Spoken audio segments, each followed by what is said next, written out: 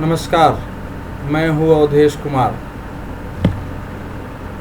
हालांकि देश में आज ऐसी कई खबरें थी जिन पर चर्चा होनी चाहिए थी, जिन पर बहस और विमर्श होनी चाहिए थी।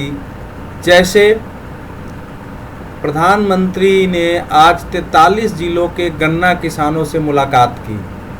गन्ना किसान कोई अलग से गन्ना के किसान नहीं, किसानों से मुलाकात की, उनके गन्ने के मूल्य के बकाये की व्यवस्था की और बताया कि कैसे उनके खाते में वो सारे पैसे चले जाएंगे। ये महत्वपूर्ण खबर थी।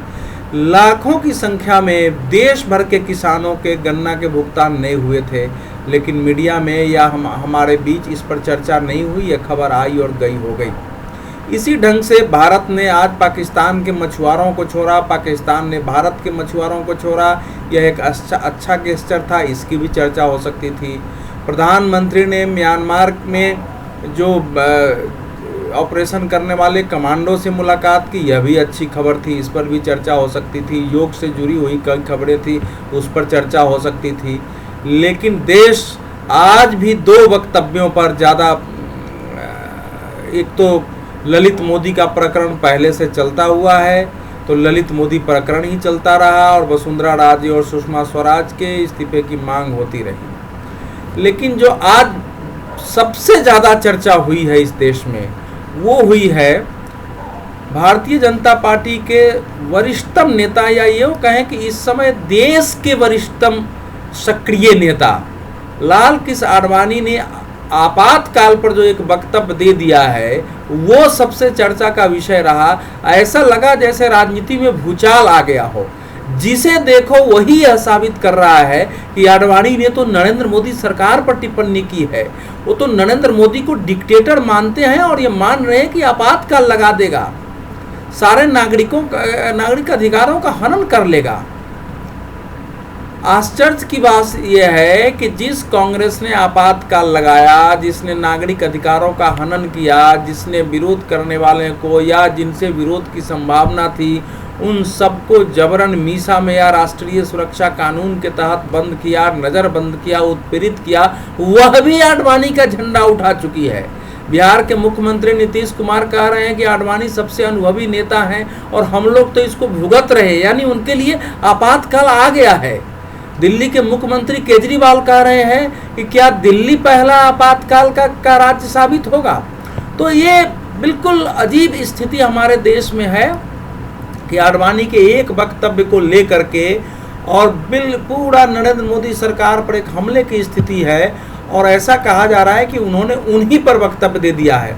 हालांकि आडवाणी ने यह साफ भी किया कि यह किसी व्यक्ति विशेष या सरकार के लिए टिप्पणी नहीं है, पर विरोधी कहाँ मानने वाले हैं, उनको तो बस विरोध का मुद्दा चाहिए। लेकिन हम इन राजनीतिक बयानों से परे जो कुछ आडवाणी ने कहा है उसको सही संदर्भों में समझने की कोशिश करें। अब आडवाणी ने इंडियन एक्सप्रेस में जो कुछ भी कहा है, अगर मेरी नज़र से देखा जाए तो आपातकाल के 40 वर्ष पूरा होने पर एक भुक्तभोगी, आडवाणी भुक्तभोगी थे, आपातकाल के अनुभवी एवं उसके हर पहलू पर गहराई से विचार करने वाले, समझने वाले, सोचने वाले नेता का एक स्वाभाविक वक्तव्य है जिसमें सच्चाई है। अब पहले देखिए कि उसमें उन्होंने क्या क्या कहा है इंडियन एक्सप्रेस में। सबसे पहला उन्होंने कहा कि मैं आश्वस्त नहीं हूं कि देश भर में दोबारा इमरजेंसी या आपातकाल के हालात न पैदा हों। दूसरे, भारतीय राजनीति में इस बात से इनकार नहीं किया जा सकता कि कुछ ताकतें संवैधानिक और कानूनी सुरक्षा के बावजूद लोकतंत्र को कुचल सकती हैं।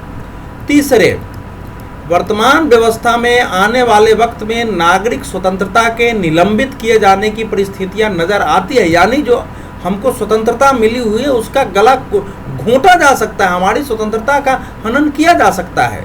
4, 1975 से 77 के बाद से ऐसा कुछ भी नहीं किया गया जिससे लगे कि भविष्य में नागरिक स्वतंत्रता पर बंदिशें नहीं लगेंगी, यानी हमको नागरिक के रूप में जो स्वतंत्रता मिली हुई है उन पर कोई बंदिश नहीं लगाएगा, उनका कोई गला घोटेगा नहीं, कोई भी सरकार ऐसा नहीं करेगी, इसकी कोई गारंटी नहीं है, ऐसा कुछ नहीं किया गया।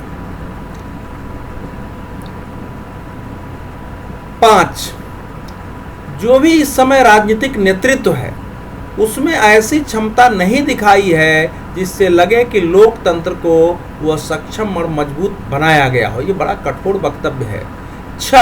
हम 2015 में हैं, लेकिन अभी भी ऐसे हालात से बचने के लिए पर्याप्त सुरक्षा कवच नहीं है। अब इन 6 बातों का हम जिस ढंग से चाहे विश्लेषण करें, पर यह एक आम वक्तव्य है।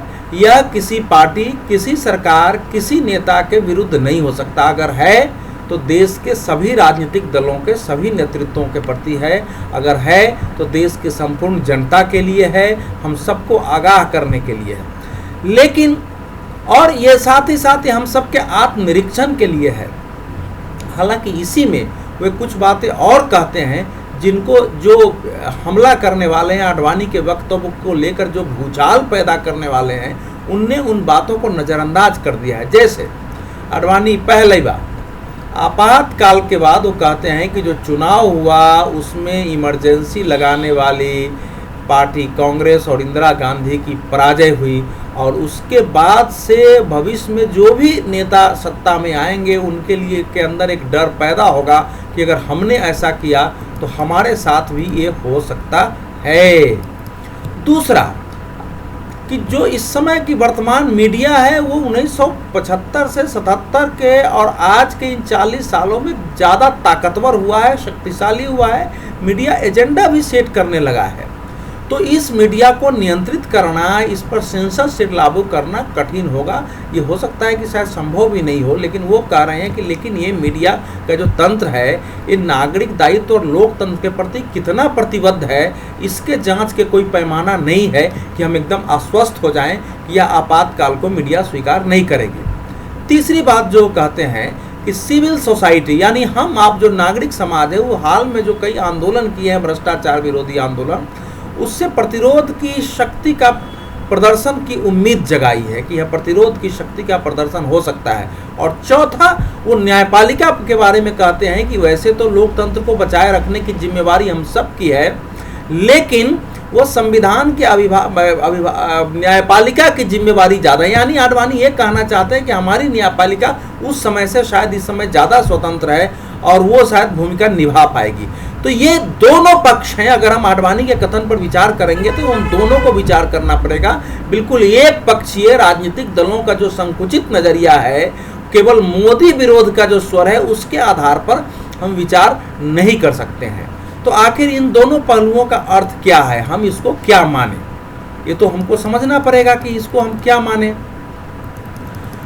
तो पहला अगर वक्तव्य देखते हैं तो सतही तौर पर लगता है कि आडवाणी वाकई आपातकाल की पुनरावृत्ति की आशंका प्रकट कर रहे हैं। हालांकि इसका विश्लेषण अगर हम उनके दूसरे वक्तव्यों से मिला करके करें तो फिर वो जरा संतुलित जैसा हो जाते हैं। लेकिन यहाँ 2 बातें ध्यान रखें तो निष्कर्ष निकालना किसी के लिए भी आसान हो जाएगा। एक, 25 जून को अगर भारत में आपातकाल का 40 वर्ष पूरा हो रहा है, आडवाणी स्वयं 19 महीने उसमें जेल में रहे, उन्होंने भुगता है, उस पर उन्होंने पुस्तक लिखी है।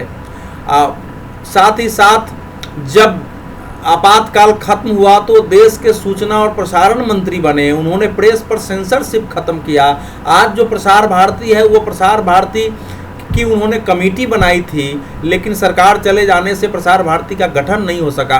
तो जो लोग आज ये प्रश्न उठा रहे हैं कि आडवाणी की लोकतंत्र के प्रति कितनी प्रतिबद्धता है, तो प्रतिबद्धता तो उनकी है, तभी उन्होंने ऐसा किया था। इसलिए आडवाणी का अपना निजी अनुभव है आपातकाल के बारे में, और चूंकि 40 साल पूरा हो रहा है इस पर उन्होंने कहा है। और वो इसका अर्थ है कि चाहते हैं कि देश में बहस हो, तो जो मुद्दे उठा रहे हैं उस पर गंभीरता से विचार किया जाए। ये मुझे लगता है कि उनका एक उद्देश्य रहा होगा। दूसरा, उन्होंने अपनी ओर से कुछ नहीं कहा है। इंडियन एक्सप्रेस के संवाददाता ने जो उनसे प्रश्न पूछा है उसका उन्होंने उत्तर दिया है। और अगर वो चाहते हैं कि 40 वर्ष पूरे होने पर आपातकाल पर और भारत में लोकतंत्र की वर्तमान स्थिति, राजनीतिक नेताओं के नेतृत्व की वर्तमान स्थिति, हमारे देश के संविधान और कानून की और न्यायपालिका की वर्तमान स्थिति, नागरिक समाज की स्थिति पर बहस हो, तो इस बहस से लोकतंत्र को मजबूती मिलेगी और लोकतंत्र को लेकर जो कुछ अनास्था पैदा हो रही है उसमें भी कमी आएगी। इसलिए आडवाणी के बयान को उनके कथन के अनुसार किसी सरकार या व्यक्ति विशेष पर टिप्पणी मानने की जगह हम 1975 के आपातकाल एवं आज की स्थितियों पर बहस करें। आखिर वो जो कह रहे हैं कि आपातकाल इसी संवैधानिक और राजनीतिक ढांचे में लगा था, क्या ये गलत है? दूसरे, उसके बाद संविधान में ऐसा कोई संशोधन नहीं हुआ जिनसे आपातकाल लगाने की संभावना निःशेष हो जाए। ये बात बिल्कुल सच है। संविधान के अनुच्छेद 356 में राष्ट्रपति के माध्यम से केंद्र को यह अधिकार आज भी प्राप्त है। राष्ट्रपति ज़्यादा से ज़्यादा उसको पुनर्विचार के लिए मंत्रिमंडल को भेज सकते हैं, लेकिन मंत्रिमंडल अगर दोबारा भेज दे तो वो क्या कर सकते हैं? मान लीजिए वो त्यागपत्र भी दे दे, तब भी सरकार चाहे तो लागू कर सकती है। तो न्यायपालिका को हालांकि अधिकार है। 1975 में न्यायपालिका भी नियंत्रण में आ गई थी। आप जानते हैं कि फिर वो अपने अनुसार इंदिरा गांधी जी ने मुख्य न्यायाधीश की नियुक्ति की थी, शायद उस ढंग से आगे, लेकिन उसकी संभावना से हम इनकार नहीं कर सकते हैं। तो आडवाणी के इस कथन को हम ये कहें कि या तो उन्होंने हम सबको झकझोरा है कि हम अपना आत्मनिरीक्षण करें कि हम कहाँ हैं, हमको आगाह किया है, हमको सचेत किया है, क्योंकि आपातकाल की जो सिहरन भरी यादें हैं, जो डरावनी प्रसंग है, वो सब हमारे सामने हैं। तो इसीलिए मैं ये कहता हूं कि कोई ये कहता है कि आज वो स्थिति खत्म हो गई है, तो इसको कैसे स्वीकार कर लिया जाए? शायद बहुत कम लोगों को याद हो कि आपातकाल खत्म होने के बाद पत्रकारों का एक कार्यक्रम था दिल्ली के कॉन्स्टिट्यूशन क्लब में, और जब पत्रकारों ने कई बार अपनी बातें की कि हमने कैसे आपातकाल से लड़ा, तो आडवाणी ने उस समय अपने भाषण में एक पंक्ति कही कि आपको कहा गया था कि आप थोड़ा झुकिए, तो आप तो रेंगने लगे थे। ये पत्रकारों पर बहुत बड़ी टिप्पणी थी जो आज भी उद्धृत किया जा सकता है। क्या हमें मान ले कि इस समय के पत्रकार और इतने लोकतंत्र के प्रति प्रतिबद्ध हो गए हैं, उनके अंदर इतने अभिव्यक्ति की स्वतंत्रता के प्रति इतना संकल्प और दृढ़ता है कि वो ऐसे सामने खड़े हो जाएंगे और झुकेंगे नहीं, और उनका संस्थान झुकेंगे नहीं? मेरा मानना है कि ऐसा अगर हम सोचते हैं तो हम मूर्खों के स्वर्ग में रहते हैं। इसलिए आडवाणी के वक्तव्य को हमको स्वयं को सचेत करने वाले वक्तव्य में रहना ही चाहिए। आखिर हम ये प्रश्न उठाएं कि आखिर इस देश में आज कितने नेता हैं जो अपने विरोध को, चरम विरोध अगर आपके प्रति हो, आपसे चरम असहमति हो, आपके विरुद्ध व्यापक आंदोलन होने लगे, उसको भी उदारता पूर्वक आप स्वीकार करेंगे और उसको कुचलने की कोशिश नहीं करेंगे? ऐसे कितने नेता हैं जरा बताएं आप। ऐसे नेता कितने होंगे जिनकी लोकतंत्र के प्रति वाकई सच्ची आस्था हो? आप जरा देख लीजिए। आप नरेंद्र मोदी का हम बहुत नाम ले रहे हैं, लेकिन क्या कांग्रेस के नेतृत्व को लोकतंत्र के प्रति अटूट आस्था वाला नेतृत्व आप कह सकते हैं? क्या मायावती, क्या मुलायम सिंह यादव, क्या लालू यादव, क्या जयललिता, क्या करुणानिधि, ऐसे अनेक नाम आप लेते जाइए और आप स्वयं निष्कर्ष निकाल सकते हैं कि इनकी लोकतंत्र के प्रति, अभिव्यक्ति की स्वतंत्रता के प्रति और उसकी जो पवित्रता है मौलिक अधिकारों के, उसके प्रति इनके अंदर कितनी आस्था है या हो सकती है। तो आडवाणी ने हम मीडिया के लोगों को भी कि हम कठिन परिस्थितियों में नागरिकों के हक के पक्ष में, उनकी स्वतंत्रता के पक्ष में, संवैधानिक अधिकारों के दुरुपयोग के विरुद्ध दृढ़ता और संकल्प से खड़ा हो सकते हैं कि नहीं, इसको लेकर के हम आत्ममंथन करें। साथ ही साथ जो नागरिक समाज है वो स्वयं मंथन करे कि क्या उसमें वो क्षमता है कि अगर वैसी परिस्थिति होती है तो उसके विरुद्ध वो खड़ा हो, या ऐसा दबाव समूह बना के रखे कि वो परिस्थितियाँ नहीं हो। क्या ऐसी स्वतः स्फूर्त स्थिति हमारे देश में निर्मित हो चुकी है? अब इसका उत्तर हम स्वयं दे सकते हैं। तो किसी भी देश का लोकतंत्र जिन जिन बातों पर निर्भर करता है, आडवाणी ने उन सब का जिक्र किया है।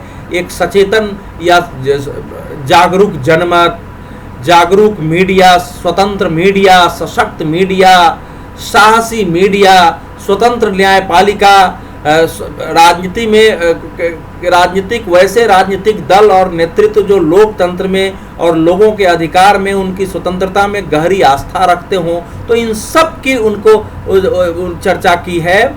और उन्होंने ये कहा है कि हम इस समय जो राजनीतिक नेतृत्व है उसको अपरिपक्व तो हम नहीं कह सकते हैं, लेकिन पर नेतृत्व से वैसा कोई उत्कृष्ट संकेत नहीं मिल रहा जिससे हम आश्वस्त हो सकें कि वाकई ऐसा नहीं हो पाएगा।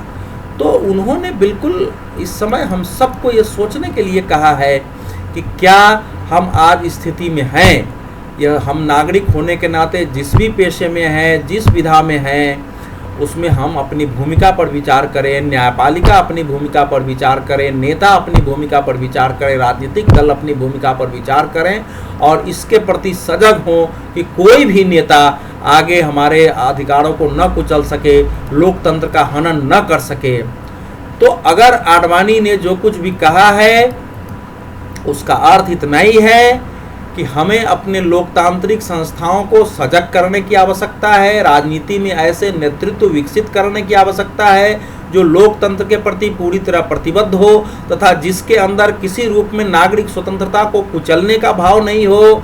हमें ऐसा जागरूक जनमत पैदा करने की जरूरत है जो ऐसे किसी प्रयास के खिलाफ खड़ा हो जाए। हमें ऐसे पत्रकार चाहिए जो किसी सूरत में अभिव्यक्ति की स्वतंत्रता से समझौता न करे।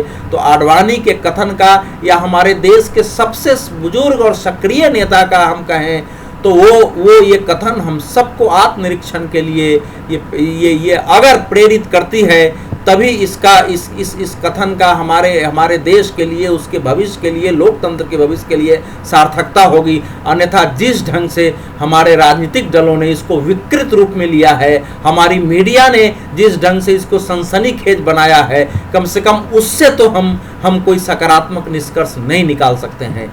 धन्यवाद।